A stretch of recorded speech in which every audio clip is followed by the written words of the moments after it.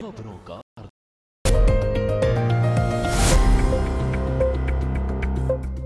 नमस्कार के न्यूज के खास रिपोर्ट में आपका स्वागत है। मैं हूं मनोज मानस और आज हम फिर हाजिर हैं देश और विदेश की कुछ खास अहम खबरों के साथ। और आज हम सबसे पहले बात करेंगे यूपी बारिश को लेकर नदियों के तटीय इलाकों में मचे हाहाकार की। हालांकि सहयोगी हालात को लेकर पूरी तरह से स्थिर हैं। हम बात करेंगे इस ओपी विवाद की और चलते चलते बात होगी अमेरिका कमर्शियल ट्रक ड्राइवर के लिए सभी प्रकार के वर्कर वीजा जारी करने पर रोक की। तो चलिए अब चलते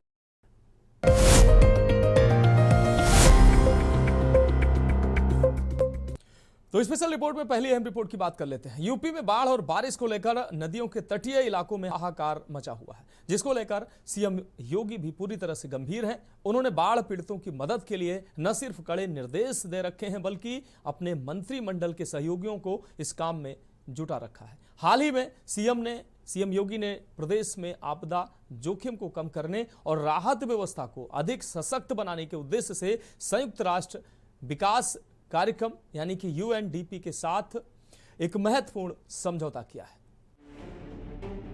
बाढ़ बारिश से राहत के लिए सीएम योगी गंभीर। बाढ़ की स्थिति को गंभीरता से लेते हुए मुख्यमंत्री योगी आदित्यनाथ ने राहत व बचाव कार्य को प्रभावी ढंग से संचालित करने के निर्देश दे रखे हैं। बता दें कि सीएम योगी ने अपने मंत्रियों की एक विशेष टीम 11 का गठन किया है। ये टीम बाढ़ प्रभावित 12 जिलों में राहत कार्यों की निगरानी कर रही है। मुख्यमंत्री ने सभी प्रभारियों को अपने राहत शिविरों का निरीक्षण की रात्रि प्रवास करने के निर्देश दिए हैं। वहीं जिलों के डीएम, सीएमओ सहित समस्त अधिकारी फील्ड में डटे हुए हैं और 24 घंटे निगरानी व्यवस्था सक्रिय तौर पर की जा रही है। मुख्यमंत्री ने 10 घंटे निगरानी जल भराव वाले गाँवों से पानी की शीघ्र में शौचालय, सफाई और महिलाओं व बच्चों की आवश्यकताओं की पूर्ण व्यवस्था सुनिश्चित करने के लिए भी निर्देश दिए। उन्होंने कहा कि सरकार की सर्वोच्च प्राथमिकता है कि बाढ़ से किसी जनहानि न हो। मंत्री के निर्देश है कि राहत कार्यों में किसी स्तर पर या शिथिलता को बर्दाश्त नहीं किया जाए। राहत सामग्री और भोजन पैकेट की आपूर्ति सभ्यता और गुणवत्ता युक्त होनी चाहिए। किसी भी स्थिति में खाद्यान्न की गुणवत्ता या मात्रा से समझौता न बढ़ाने के लिए पीड़ित परिवारों को आर्थिक सहायता उपलब्ध करवाने के लिए सरकार ने अपने स्तर पर पीएसी को, एनडीआरएफ को, एसडीआरएफ को तैनात किया। आज वर्तमान में भी अलग अलग क्षेत्रों में इनकी जो यूनिट है वह प्रभावी ढंग से बाढ़ कार्यों का निरीक्षण करके वहां पर राहत कार्यों को आगे बढ़ाने का काम कर रही है। एनडीआरएफ की 16 टीमें, एसडीआरएफ 18 टीमें और पीएसी की यूनिट की 31 टीमें वर्तमान समय बाढ़ प्रभावित जनपदों में जहां कार्य कर वहीं इन पदों में 1250 से अधिक नौकाओं के माध्यम से भी नागरिकों के आवागमन के कार्यक्रम को करने का कार्य है। आपदा प्रबंधन पर के साथ यूएनडीपी से समझौता। यूपी के आपदा प्रबंधन में मुख्यमंत्री योगी आदित्यनाथ की ये एक ऐतिहासिक पहल है। हाल के पिछले महीनों में प्रदेश में आपदा जोखिम को कम करने और राहत व्यवस्था को वैज्ञानिक और समन्वित बनाने प्रदेश सरकार ने संयुक्त राष्ट्र विकास कार्यक्रम यूएनडीपी के साथ एक पूर्ण समझौता के सभी 75 जिलों को कवर करेगा और इसे आने वाले 3 सालों में चरणबद्ध तरीके से लागू किया जाएगा। बता दें कि मुख्यमंत्री योगी आदित्यनाथ की उपस्थिति में लखनऊ में हुआ था। इस अवसर पर यूएनडीपी की भारत प्रमुख एंजेला लुसिगी विशेष रूप से मौजूद रही थी। बता दें कि उस समय मुख्यमंत्री योगी आदित्यनाथ ने स्पष्ट कहा था कि आपदा प्रबंधन ही बन चुका है। उन्होंने कहा था समन्वित प्रयासों से होने वाले जान माल के नुकसान न्यूनतम कर सकते हैं। यूएनडीपी के साथ ये समझौता उत्तर प्रदेश के निर्णायक मोड़ साबित होगा। मुख्यमंत्री ने ये भी कहा था कि ये साझेदारी राज्य को वैश्विक मानकों के अनुरूप निर्णय लेने की क्षमता प्रदान करेगी, जिससे न केवल प्रशासनिक दक्षता बढ़ेगी बल्कि नागरिकों को भी आपदाओं के प्रति अधिक जागरूक और तैयार किया जा सकेगा। किट में 10 किलो चावल, 10 किलो आटा, 2 किलो दाल, 1 किलो तेल, 10 किलो आलू और अन्य सूखा सामग्री के साथ साथ मसाले और नमक आदि घर की जरूरतों को देने के साथ ही डिग्निटी किट, बरसाती, ये सब देने की कार्रवाई भी की जा रही है। जनहानि होने पर उस परिवार को 4 लाख रुपए की सहायता आपदा राहत कोष से, किसी परिवार का मकान पूरी तरह बह गया है या नदी में विलीन हो गया है, उन परिवारों को मुख्यमंत्री आवास योजना से आच्छादित करने की कार्रवाई भी की जा रही है। पशुओं के चारा के साथ ही अगर पशुधन की हानि हो रही है, उसका भी कंपनसेशन दिया गया है। यूएनडीपी से समझौते की खास बातें। 75 जिलों में जिला आपदा प्रबंधन योजनाएं तैयार की जाएंगी। 15 प्रमुख विभागों के लिए अलग अलग विभागीय योजनाएं बनाई जाएंगी। 10 विभागों के लिए विस्तृत परियोजना रिपोर्ट DPR तैयार होगी। 20 प्रमुख शहरों में आपदा जोखिम और संवेदनशीलता का विश्लेषण कर शहरी आपदा प्रबंधन योजनाएं विकसित की जाएंगी। फिलहाल यूपी में बाढ़ के जो हालात हैं, उसको देखते हुए सीएम योगी ने राहत व बचाव कार्य तेज करने और आवश्यक सेवाओं की उपलब्धता सुनिश्चित करने के निर्देश दिए। उन्होंने राहत विभाग के साथ राजस्व विभाग को भी तत्काल एक्शन में आने को कहा है। बाढ़ से प्रभावित होने वाले परिवारों को राहत सहायता के लिए 55 करोड़ रुपए मंजूर किए गए हैं। स्पेशल डेस्क के न्यूज इंडिया। तो फिर स्पेशल रिपोर्ट में वक्त रिपोर्ट का रुख करेंगे।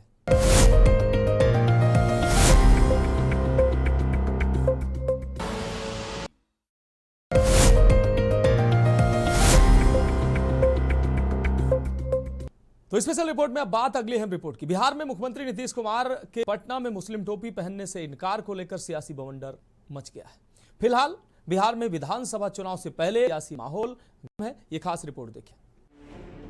टोपी ट्रांसफर से वोट ट्रांसफर के मुख्यमंत्री नीतीश कुमार ने पटना में मुस्लिम पहनने से इनकार किया। इससे पहले सीतामढ़ी में टीका लगवाने से मना किया था। इन घटनाओं ने उनके पुराने बयान टोपी भी पहननी पड़ेगी, टीका भी लगना पड़ेगा पर सवाल उठाए हैं। विपक्ष इस मुद्दे को जोर शोर से उठा रहा है, जबकि जेडीयू का कहना है कि नीतीश कुमार ने टोपी का सम्मान किया। बिहार में मुस्लिम वोट बैंक का चुनाव में मत है। साल 2024 लोकसभा चुनाव में 80% मुस्लिम वोट इंडिया गठबंधन को मिले थे। नीतीश को कहीं महंगा न पड़ जाए टोपी विवाद। बिहार के मुख्यमंत्री नीतीश कुमार मुस्लिम समुदाय का भरोसा जीतने की कवायद में जुटे हैं। इसी कड़ी में मदरसा बोर्ड के कार्यक्रम में पहुंचे नीतीश कुमार को मुस्लिम समाज ने टोपी पहनाने की कोशिश की, तो मुख्यमंत्री ने खुद पहनने के बजाय अपने मंत्री जमा खान को पहना दिया। अब इसे लेकर सियासी संग्राम छिड़ गया है। विधानसभा चुनाव से पहले नीतीश कुमार विवाद में फंसते हुए नजर आ रहे हैं। दरअसल सोशल मीडिया पर एक वीडियो वायरल हो रहा है। इसमें वो बिहार सरकार के मंत्री मोहम्मद जमा खान को टोपी पहनाते हुए नजर आ रहे हैं। उनके आलोचकों का कहना है कि नीतीश कुमार ने खुद टोपी पहनने से इनकार करते हुए जमा खान को टोपी पहना दी। वहीं कुछ लोगों का कहना है कि नीतीश ने टोपी पहनने से इनकार नहीं किया था। उनका कहना है कि नीतीश कुमार पहले भी ऐसा करते रहे हैं। कई बार जब उन्हें कोई माला पहनाने की कोशिश करता है तो वो वही माला उसे ही पहना देते हैं। कभी मोदी ने भी नहीं पहनी थी मुस्लिम टोपी। आपको बता दें कि नरेंद्र मोदी ने गुजरात के मुख्यमंत्री रहते हुए साल 2011 में मुस्लिम इमाम के हाथों टोपी पहनने से इनकार कर दिया था। अब नरेंद्र मोदी देश के प्रधानमंत्री हैं। वहीं बतौर प्रधानमंत्री नरेंद्र मोदी मध्य प्रदेश के इंदौर में दाऊदी बोहरा समुदाय के कार्यक्रम में शामिल होने के लिए सैफी मस्जिद पहुंचे तो उन्हें वहां शॉल ओढ़ाई गई और तस्बीह भी दी गई, जिसे उन्होंने स्वीकार कर लिया था। बता दें कि साल 2002 के गुजरात दंगे के बाद हिंदू मुस्लिम के बीच नफरत की दीवार खड़ी हो गई थी। इसे खत्म करने के लिए नरेंद्र मोदी ने साल 2011 में सामाजिक सद्भावना कार्यक्रम शुरू किया था। इस कार्यक्रम में इमाम मेहदी हसन बाबा ने जेब से गोल टोपी निकालकर मोदी को पहनाने के लिए आगे बढ़ा दी तो उन्होंने उसे रोक दिया। तब उन्होंने टोपी नहीं पहनी थी। टोपी नहीं पहनने पर मोदी की जबरदस्त आलोचना की गई। इसे उनकी मुसलमान विरोधी मानसिकता कहा गया। हालांकि उन्होंने उसके बाद आज तक कभी मुस्लिम समुदाय की टोपी नहीं पहनी, जबकि दूसरे धर्मों के प्रतीक चिन्हों को वो स्वीकार करते रहे हैं, चाहे सिख समुदाय की पगड़ी बांधनी रही हो या फिर इजराइल में यहूदी समुदाय की परंपरागत टोपी को पहनना रहा हो, उन्होंने इसे स्वीकार किया। बिहार की राजनीति में मुसलमान। बिहार में मुसलमानों की जनसंख्या करीब 18% है। बिहार में मुसलमान आम तौर पर 3 खेमे में बटे हुए हैं। मुसलमानों का एक बड़ा खेमा राष्ट्रीय जनता दल को वोट करता है। यही वजह है कि राजद को MY की पार्टी कहा जाता है। कुछ मुसलमान जनता दल यूनाइटेड और कुछ कांग्रेस को वोट करते रहे हैं। साल 2020 के चुनाव से मुसलमान वोटों की ओर एक और दावेदार सामने खड़ी हो गई थी। वो थी हैदराबाद की सांसद असदुद्दीन ओवैसी की। उस चुनाव में AIMIM ने 5 सीटों पर जीत दर्ज की थी। हालांकि उनके 4 विधायक बाद में राजद में शामिल हो गए थे। आपको बता दें कि नीतीश कुमार बार बार ये याद दिलाते रहे हैं कि उनके राज में बिहार में कभी सांप्रदायिक दंगा नहीं हुआ। भागलपुर के दंगों के बाद अपनी सरकार के कामकाज को भी वे अपनी उपलब्धि बताते हैं। लेकिन पिछले कुछ सालों में नीतीश कुमार को मुसलमानों के विरोध का सामना करना पड़ा है, खासकर केंद्र की नरेंद्र मोदी की सरकार की ओर से लाए गए 3 तलाक बिल और वक्फ बिल को लेकर। इन बिलों का नीतीश कुमार की जदयू ने समर्थन किया था। इससे मुसलमान उनसे खुश नहीं थे। मुसलमान नेताओं ने नीतीश कुमार की इफ्तार पार्टी का विरोध तक कर दिया था। पार्टी के कई पदाधिकारियों ने इसके विरोध में अपने पदों से इस्तीफा तक दे दिया था। बता दें कि साल 2020 के चुनाव में नीतीश की जेडीयू ने 11 मुसलमानों को उम्मीदवार बनाया था, लेकिन उनमें से कोई भी जीत नहीं पाया था। इसलिए जब कैबिनेट बनी तो उसमें कोई मुसलमान चेहरा नहीं था, लेकिन VIP के मुकेश कुमार को कैबिनेट में शामिल किया गया था, जबकि वो चुनाव हार गए थे। जेडीयू ने मुसलमान को कैबिनेट में शामिल न होने को लेकर मुसलमान विधेयक के न होने की बात कही थी। इस पर नीतीश कुमार के आलोचकों ने कहा था कि जब हारे हुए मुकेश कुमार को मंत्री बनाया जा सकता है तो किसी मुसलमान को क्यों नहीं। इसके बाद में बसपा के टिकट पर जीते जमा खान को जेडीयू में शामिल कराकर उन्हें मंत्री बनाया गया था। जिनसे टोपी नहीं पहनने का आरोप नीतीश कुमार पर लगा है वो जमा खान ही हैं। जेडीयू से मुस्लिम कितना दूर कितना पास। साल 2020 का चुनाव पहला मौका था जब जेडीयू से कोई मुस्लिम उम्मीदवार नहीं जीता था। 2005 के चुनाव में जेडीयू के टिकट पर 4 मुस्लिम विधायक चुने गए थे। साल 2010 के चुनाव में जेडीयू के टिकट पर 7 मुसलमान जीते। 2015 के चुनाव में जेडीयू से टिकट पर 5 मुसलमान जीते थे। 2020 के चुनाव में 19 मुसलमान विधायक चुने गए। इनमें राजद के 8, AIMIM के 5, कांग्रेस के 4, भाकपा माले और बसपा के 1-1 मुस्लिम विधायक। आपको बता दें कि बिहार के सीमांचल के इलाकों का मुस्लिम बहुल माना जाता है। इनमें 4 जिले कटिहार, अररिया, पूर्णिया और किशनगंज आते हैं। इसके अलावा राजधानी पटना और भागलपुर में भी मुस्लिम आबादी ठीक ठाक है। AIMIM ने जिन 5 सीटों पर साल 2020 के चुनाव में जीत दर्ज की थी वो सभी सीमांचल के इलाकों में ही थी। एक बार फिर जब बिहार चुनाव के मुहाने पर खड़ा हुआ है तो ये बात हो रही है कि मुसलमानों के मन में क्या है। लेकिन मुसलमान पिछले कुछ सालों से राजनीतिक मसलों पर खुलकर कुछ बोलने से परहेज कर रहे हैं, लेकिन वोट जमकर देते हैं। इस हालात में नीतीश कुमार के लिए टोपी का ये विवाद परेशानी पैदा कर सकता है। स्पेशल डेस्क के न्यूज इंडिया। तो स्पेशल रिपोर्ट में बात अगली हम रिपोर्ट की कर लेते हैं। अमेरिका ने कॉमर्शियल ट्रक ड्राइवर के लिए सभी प्रकार के वर्कर वीजा जारी करने पर तत्काल रोक लगा दी है। अमेरिकी विदेश मंत्री मार्को रूबियो ने एक्स पर पोस्ट के जरिए इसकी जानकारी दी है। रूबियो ने लिखा, हम तत्काल प्रभाव से कॉमर्शियल ट्रक ड्राइवरों के लिए सभी प्रकार के श्रमिक वीजा जारी करने पर रोक लगा रहे हैं। यह फैसला एक घातक सड़क हादसे के बाद लिया गया है, जिसने राष्ट्रपति ट्रंप के धुर समर्थकों में गुस्से की लहर पैदा कर दी है। ये खास रिपोर्ट देखिए। अमेरिका में ट्रक ड्राइवरों की सैलरी कितनी? अमेरिका में विदेशियों के लिए ट्रक ड्राइविंग का सबसे बड़ा आकर्षण मिलने वाली सैलरी है। अमेरिका में ट्रक ड्राइवरों को तनख्वाह उनके अनुभव, काम के घंटे और उनकी कार्य क्षमता पर मिलती है। अमेरिका में कई ट्रक ड्राइवरों को प्रति मील के हिसाब से भुगतान किया जाता है। औसतन ये दर $0.6 से 0.7 प्रति मील है। एक ड्राइवर जो प्रतिदिन 500 से 600 मील चलाता है, ड्राइवर प्रति माह $5,000 से $8,000 यानी कि लगभग 4.2 लाख से 6.7 लाख रुपए हर महीने कमा सकता है।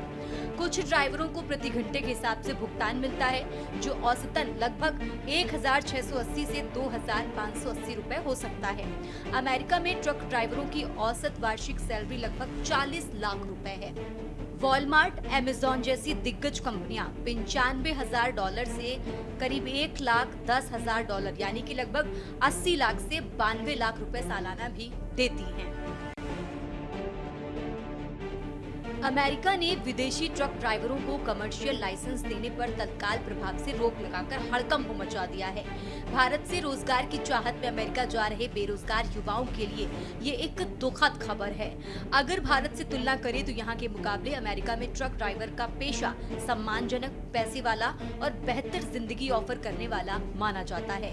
अमेरिका में ट्रक ड्राइवर की लाइफ इतनी सुरक्षित और सम्मानित है कि भारत से कई युवा लड़कियां वहां पर जाकर ट्रक चला रही हैं। नई उम्र की ये लड़कियां अमेरिकी हाईवे पर ड्राइविंग के अपने अनुभवों को YouTube पर डाल रही हैं, लेकिन परदेश में अच्छी जिंदगी का ये सपना अब खत्म होने वाला है। अमेरिकी विदेश मंत्री मार्को रूबियो ने अमेरिकी सरकार के फैसले की जानकारी देते हुए कहा कि हम तत्काल प्रभाव से कमर्शियल ट्रक चालकों के लिए सभी प्रकार के वर्कर वीजा जारी करने पर रोक लगा रहे हैं। वहीं अमेरिकी राष्ट्रपति डोनाल्ड ट्रंप के प्रशासन ने विदेशी ट्रक चालकों से संबंधित नियमों को कड़ा करने के लिए कई कदम उठाए हैं।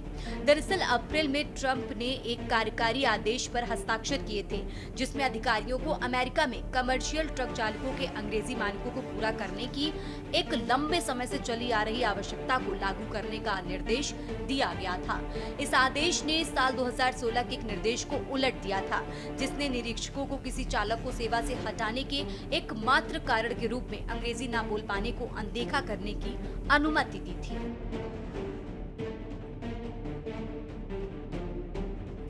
फैसले की वजह क्या है? विदेशी ट्रक ड्राइवरों को कमर्शियल लाइसेंस पर रोक की तात्कालिक वजह एक भारतीय ट्रक ड्राइवर की दुर्घटना बताई जा रही है। हरजिंदर सिंह एक भारतीय मूल का ट्रक ड्राइवर था। उसने सितंबर 2018 में अवैध रूप से कैलिफोर्निया में अमेरिका मैक्सिको सीमा पार की थी। साल 2021 में बाइडेन प्रशासन ने उन्हें वर्क परमिट और कैलिफोर्निया में कमर्शियल ड्राइविंग लाइसेंस दिया। आरोप है कि 12 अगस्त 2025 को फ्लोरिडा टर्नपाइक पर हरजिंदर ने गलत यू टर्न लिया। इस दौरान एक मिनी वैन उनके ट्रक से टकरा गई और 3 लोगों की मौत हो गई। हरजिंदर सिंह को वाहन की वजह से हुई हत्या के आरोप में गिरफ्तार किया गया और डिपोर्टेशन का सामना करना पड़ा। इस घटना ने अमेरिका में अवैध अप्रवासन और ट्रकिंग उद्योग में ड्राइवरों की जांच प्रक्रिया पर बहस छेड़ दी। अमेरिका में कितने विदेशी ट्रक ड्राइवर? अमेरिका में विदेशी मूल के ट्रक ड्राइवरों की संख्या साल 2000 और 2021 के बीच दोगुनी से भी ज्यादा बढ़कर करीब 7,20,000 हो गई थी। विदेशी मूल के ड्राइवर अब इस उद्योग का 18% हिस्सा हैं, जो संयुक्त राज्य अमेरिका के लेबर मार्केट के अनुसार ही है। अमेरिकी ट्रक इंडस्ट्री के अनुसार आधे से ज्यादा विदेशी मूल के ड्राइवर लैटिन अमेरिका से आते हैं, जिनमें से हाल के वर्षों में भारत और पूर्वी यूरोपीय देशों, विशेष रूप से यूक्रेन से आने वालों की संख्या काफी ज्यादा है। अमेरिका में ट्रक चलाने वाले भारत के ज्यादातर लोग पंजाब, हरियाणा जैसे राज्यों से आते हैं। साल 2019 की एक रिपोर्ट के अनुसार कैलिफोर्निया में अकेले 10,000 ट्रक ड्राइवर भारतीय मूल के हैं। ट्रंप की पार्टी ने दुर्घटना को राजनीतिक रंग दिया। बता दें कि हरजिंदर सिंह का ट्रक एक्सीडेंट यूं तो एक सड़क दुर्घटना थी, लेकिन अमेरिका में इसने राजनीतिक रंग ले लिया। इसकी वजह ये थी कि हरजिंदर सिंह कैलिफोर्निया में रहते थे और उन्होंने वहीं से लाइसेंस लिया था, लेकिन कैलिफोर्निया में ट्रंप के प्रतिद्वंदी डेमोक्रेटिक पार्टी की सत्ता है। डेमोक्रेटिक पार्टी ट्रंप की सख्त माइग्रेशन नीतियों का विरोध करती है। ट्रंप प्रशासन ने कैलिफोर्निया के गवर्नर गेविन न्यूजॉम पर इसकी जिम्मेदारी थोपी, क्योंकि हरजिंदर को लाइसेंस इसी राज्य ने जारी किया था। कैलिफोर्निया के गवर्नर गेविन न्यूजॉम के कार्यालय ने ट्रंप के आरोपों के जवाब में कहा कि हरजिंदर सिंह को वर्क परमिट वहां की संघीय सरकार यानी कि केंद्र सरकार ने जारी किया था।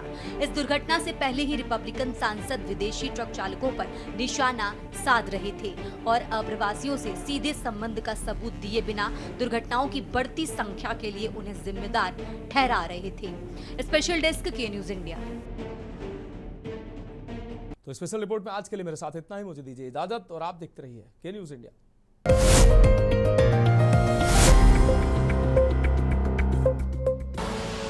आप देख रहे हैं के न्यूज, खबरों का सारथी।